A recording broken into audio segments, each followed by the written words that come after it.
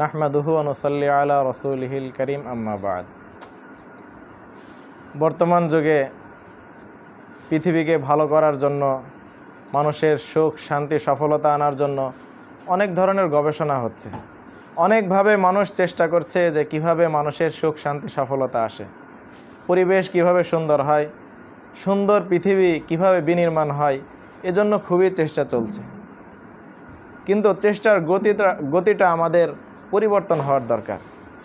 আমাদের গতিটা আসার দরকার আল্লাহ রাব্বুল আলামিন যেই পদ্ধতিতে আমাদের শান্তি আনতে বলেছেন সেই পদ্ধতিতে নিয়ে আসতে হবে।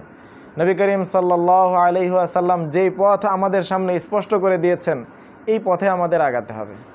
কিন্তু আমরা সেদিকে না এগিয়ে নিজের মন মতো গণতন্ত্র কি বলে, সমাজতন্ত্র কি বলে, আমার চিন্তা চেতনা কি বলে, এগুলো দিয়ে আমরা চেষ্টা করে যাচ্ছি।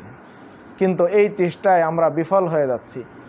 আমরা সুন্দর সঠিক পথ অনুসরণ বাদ দিয়ে অন্ধকার পথের দিকে এগিয়ে যাচ্ছি। বিভিন্ন কমিশন, সংস্কার কমিশন যে কথাগুলো বলছে, এই কথাগুলো আসলে আলোর পথ নয়, এগুলো অন্ধকারের পথ। একটি আলোর পথের দিশা নবী করিম সাল্লাল্লাহু আলাইহি ওয়াসাল্লাম দিয়েছেন। বুখারী শরীফের 29 নম্বর হাদিস, ইবনে আব্বাস রাদিয়াল্লাহু আনহুমা বলেন, নবী করিম সাল্লাল্লাহু আলাইহি ওয়াসাল্লাম বলেছেন যে আজ আমার সামনে জাহান্নামকে স্পষ্ট করা হয়েছে, জাহান্নাম নিয়ে আসা হলো। তো আমি জাহান্নামের দিকে তাকিয়ে দেখলাম জাহান্নামের অধিকাংশ অধিবাসী হলো মহিলা। নবী করিম সাল্লাল্লাহু আলাইহি ওয়াসাল্লামকে জিজ্ঞাসা করা হলো, তারা কি আসলে কাফের হয়ে গেছে? কুফরি হওয়ার কারণে, কাফেরের কারণে কি তারা জাহান্নামে গেছে? নবী করিম সাল্লাল্লাহু আলাইহি ওয়াসাল্লাম বলেন, না, যে তারা জাহান্নামে যাওয়ার কারণ হলো ইয়াকফুরুনাল আশিরা, তারা স্বামীর নাফরমানি করে, ওয়াকফুরুনাল ইহসানা, তাদের উপর যে অনুগ্রহ করা হয়েছে এই অনুগ্রহকে তারা অস্বীকার করে।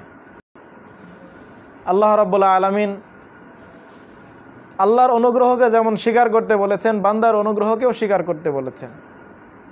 ইসলামে স্পষ্ট কথা, মানলাম ইয়াশকুরিন নাস লাম ইয়াশকুরিল্লাহ, যে মানুষের শুকরিয়া আদায় করে না সে আল্লাহরও শুকরিয়া আদায় করে না। তো এ সকল মহিলারা স্বামীর নাফরমানি করে। নবী করিম সাল্লাল্লাহু আলাইহি ওয়াসাল্লাম সুন্দর করে বুঝিয়েছেন, যদি কোনো স্বামী তার স্ত্রীর সাথে যুগের পর যুগ একসাথে থাকে, সব সময় ভালো আচরণ করে, ভালো আচরণ করার পরেও যদি কোনো সময় একটু খারাপ আচরণ দেখে, ওই স্ত্রীটা স্বামীর প্রতি নাফরমান হয়ে যায়, সে বলে যে এই বাড়িতে এসে জীবনেও শান্তি পায়নি। তো নবী করিম সাল্লাল্লাহু আলাইহি ওয়াসাল্লাম এই হাদিসের মধ্যে স্পষ্ট দিক নির্দেশনা দিলেন যে একটি পরিবার নষ্ট হওয়ার জন্য মহিলার খারাপ আচরণই যথেষ্ট।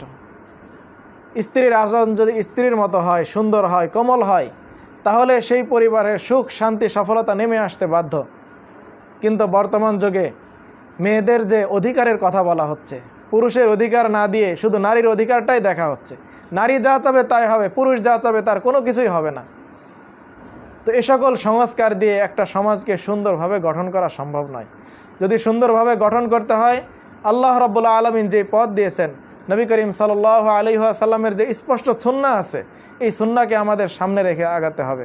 আল্লাহ রাব্বুল আলামিন আমাদের সবাইকে তৌফিক দান করুন।